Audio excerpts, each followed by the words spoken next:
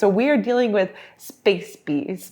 So Space bees! Space bees. You did my theme song. I sing this theme song the entire time we're playing.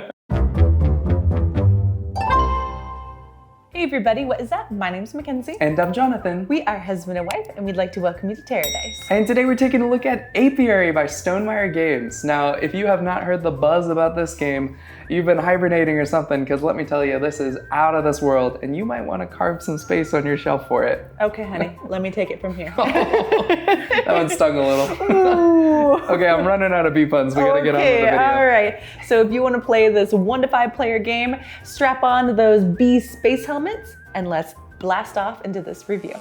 Okay, now Apiary is a 1 to 5 player Euro-style game by first-time designer Connie Vogelman. Now, where this game gets really cool, it's worker placement, your worker bees. Yes. It's the first time it actually makes sense.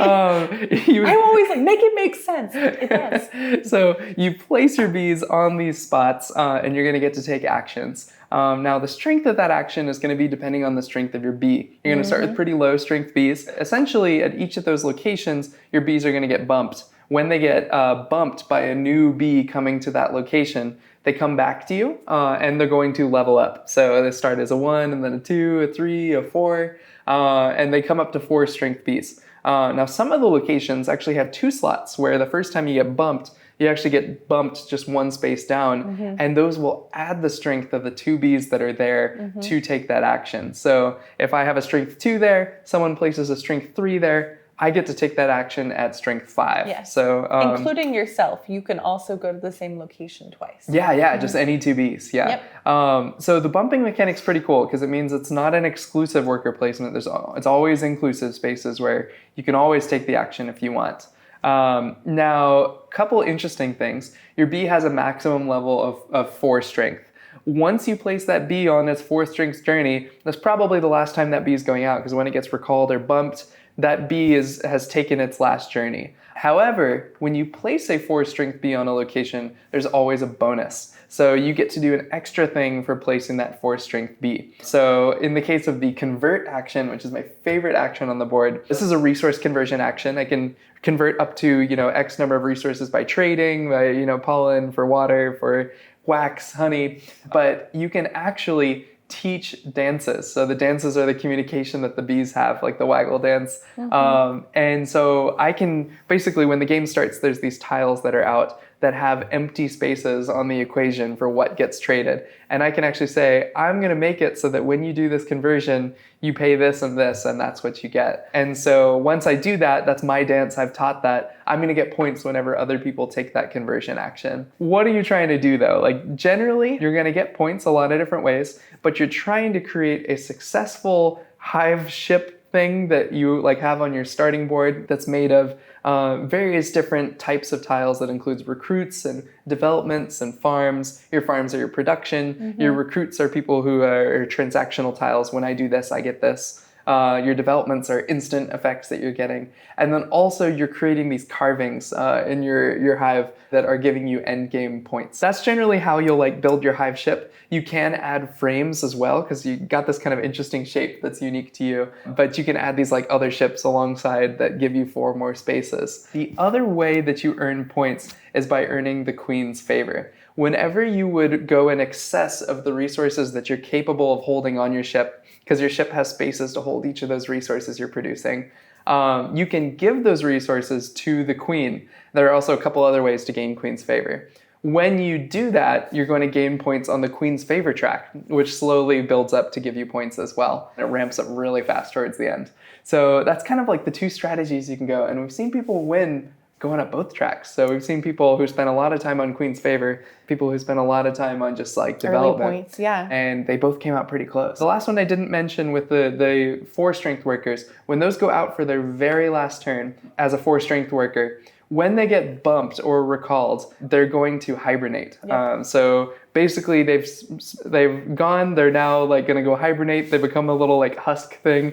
And they're going to take up a space on the hibernation comb. That's giving them an instant bonus. It's also an area control area majority bonus at the end of the game for hibernating the most bees in that area. And it's also the clock on the game. So once a specific number of bees have hibernated, that is when the game is going to end. So that was like pretty much the gist and the overview. Great job, by the way. There's a lot to dive into with this game. I even missed them. There's cards, there's... There is a lot. And there's also just so you guys know, a 1 to 3 player board, and then you can flip it over, and it's actually a 4 to 5 player board as well. So that is a double-sided board.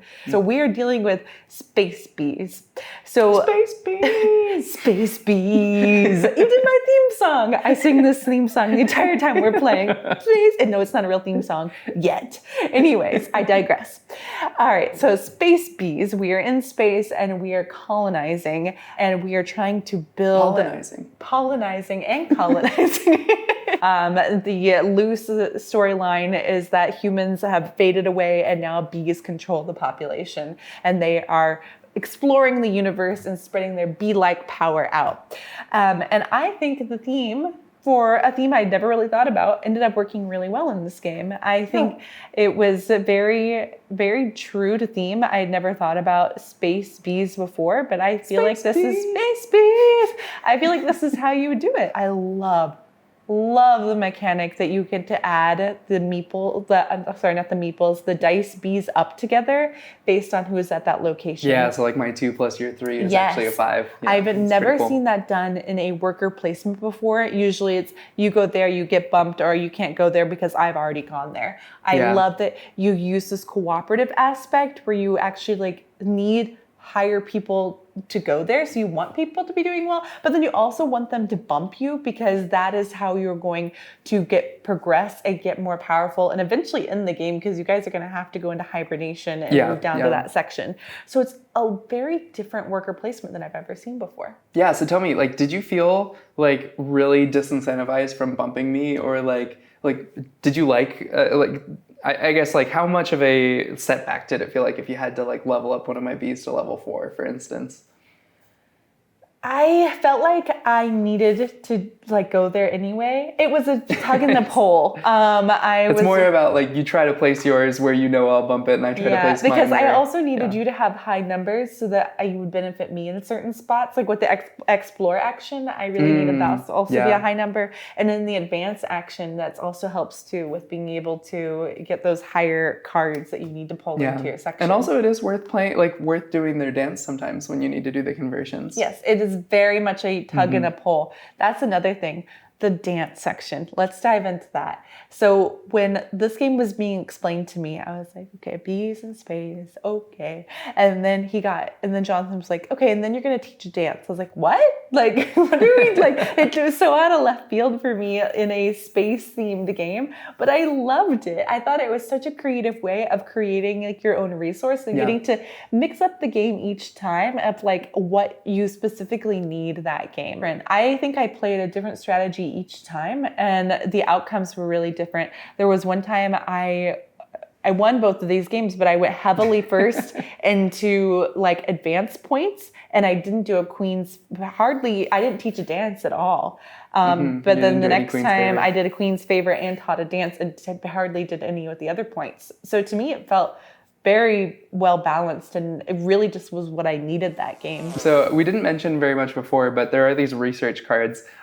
I'm back and forth a little bit on them. If there was one thing in this game that I feel adds a little bit of bloat that maybe didn't need to be there, it's probably the cards. I would agree. But the cards basically, they count as extra resources if you need them as wilds. They also give you extra instant modifiers you can do on your turn. So you're always going to place a bee or you're going to pull bees. Now, I might have a card that levels up one of my bees before I place it, or lets me place a second bee on the same turn, or lets me pay less to take certain tiles or things like that, which adds a significant layer of depth to the game. But also I feel there was so much extra kind of depth between everything else in the game that maybe it didn't need to be there. So you feel one more thing to think about that you didn't feel was necessary? I found out a lot of the times with the seed cards, I would have a giant pile of them, because with the seed cards, you either use them for their instant power, or you can plant them for the end of game. And I found I was never really incentivized that much to go and plant them. I wasn't, but other people we played with did plant a lot. They did win when they planted 3 seeds that one game. One game. And oh man. And then let's just say that I did win that one game because of a clutch plant card I planted at the end. Now, when you start the game, you have a pretty like limited ship where it's like, okay, I'm in this thin, weird looking thing, and I have to find a way to put all the hexes that make sense to me. I still haven't figured out the stack of green production tiles is taller than all the other ones, so you must get more of those. So I tried to get more of those. It is really hard to time them. They have when you recall your bees, for every bee you recall, you can activate one of those farms. And so that's how you get your production. Now, if you were to bump them back in your active area, you can't recall them, so you can't activate your farms. You can bump them to your landing area instead, so that there is a way to do that if you were to get bumped by another player. I totally underutilized it. I got to the end of the game and I was like, man, I lost by as many points as had I just recalled my bees one more time, I would have won that game. So this is definitely like a mid upper.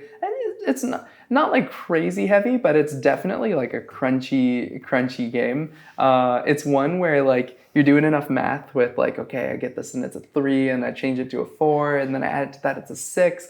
There's enough stuff going on that if you play with groups who typically are okay, what should I do on my turn? You're gonna have no idea how to help them just because it's gonna be so situational. So this is definitely a game for independent thinkers. Yes. It's definitely a game for people who love squeezing as much as they can out of their resources. You'll never want to get a resource just because that'd be nice. You definitely want to think about exactly what you think you'll need at the end of the game. It's also a game that allows for exploring different strategies game after game. I still don't know what the best strategy is, and I love that. So I think that that's something that's very positive. I've been overall very, very, very happy and surprised, honestly, in some ways by this game. I think it's been a lot of fun. So out of all the Stonmaiers we have played, how or where does Apiary rank? Oh my goodness, that's such a hard thing to say on camera. Pick your favorite child. Goodness gracious. Yeah, it's no secret we're a fan of Stonemaier Games because they are freaking good games. These are good games. This is very good.